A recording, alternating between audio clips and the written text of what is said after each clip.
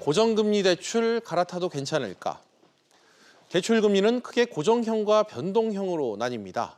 보통 고정형이 변동형 금리보다 높지만 최근 1년간은 이 역전 현상이 나타났는데요. 그런데 또 최근에는 역전된 폭이 다시 줄어들면서 이자 부담을 덜기 위해 대출을 갈아타려는 대출자들의 복잡한 셈법을 해야 하는 처지에 지금 놓여 있습니다. 경제부 이한승 기자와 이 부분 짚어보겠습니다. 이 기자, 네. 최근 서민형 안심 전환대출의 인기처럼 대출 갈아타기에 대한 인기가 좀 상당히 높은데 뭘 가장 대출자들이 지금 유의를 해야 될까요? 아무래도 역시 금리겠죠. 말씀하신 것처럼 최근에는 고정금리가 변동금리보다 낮기 때문에 낮게 형성된 고정금리를 갈아탈 때 선택하면 이자 부담을 좀 줄일 수 있을 것처럼 보이지만 실제로는 그렇게 쉽게 결정할 문제는 아닙니다. 최근 시중금리가 하향세를 그리면서 이 높게 형성된 변동금리도 낮아지는 추세에 있기 때문입니다. 그 말은 이 추세라는 게 변동금리가 다시 고정금리보다 더 낮아질 수 있다, 뭐 이런 뜻입니까? 네, 맞습니다. 이 변동형 대출금리 산정의 기준이 되는 게 이 코픽스 금리라는 게 있는데요. 예. 이 코픽스 금리가 최근에 하락세를 보이고 있습니다. 8월 코픽스는 연 1.52%로 한 달 전보다 0.16%포인트 떨어져서 3개월 연속 하락세를 기록했습니다. 이에 신한, 또 KB국민, 우리, NH농협 등 주요 시중은행의 주택담보대출 금리도 최저 연 2.51%까지 떨어졌습니다. 네.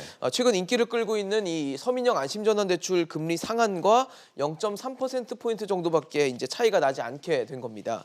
반대로 이 고정금리를 결정하는 금융채 5년물 금리 같은 경우는 지난달 16일에 1.301%였는데 그 당시 역대 최저 수준이라고 했거든요. 그런데 지난 20일에는 1.584%까지 올라서 이 고정금리 자체는 상승하는 분위기에 있습니다. 그렇군요. 이 역전됐던 변동형, 고정형 금리 차가 다시 좀 줄어든다, 이런 얘기인 것 같은데 네. 대출자 입장에서는 이 갈아타야 할지 말아야 될지 좀 헷갈릴 것 같습니다. 맞습니다. 아무래도 신중하게 좀 판단을 해야 될 문제겠지만 예. 지금 이 시점에서 만약 갈아탄다면 이 변동금리가 더 낮다는 주장이 나오고 있습니다. 최근 미국이 금리를 낮추면서 7월에 금리를 인하한 한국은행이 연내에 금리를 한 번 더 낮출 것이다라는 전망이 주를 이루고 있는데요.